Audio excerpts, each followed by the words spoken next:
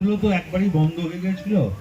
মমতা ব্যানার্জির উদ্যোগে আবার খেলাধুলো চালু হয়েছে এবং আমার খুব ভালো লাগছে। বোলপুরে যেমন এই পাড়া থেকে 21 নম্বর ওয়ার্ডে কুন্তলা এখানকার কাউন্সিলর এবং নতুন করে খেলাটা স্টার্ট করেছে। আমার খুব ভালো লাগলো।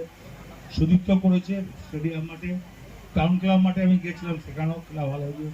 সাঁয়ে খেলা আরম্ভ হয়েছে, সব জায়গাতেই খেলা আরম্ভ হয়েছে। এটা ধন্যবাদ জানাই।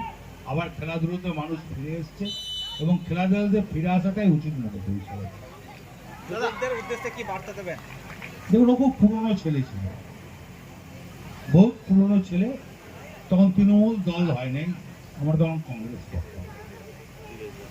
এই কারণে ও বহু পুরনো ছেলে এবং গোটা ওয়ার্ডটা দেখভাল করতো, সুপারভাইজার ছিল, ভালো ছেলে ছিল।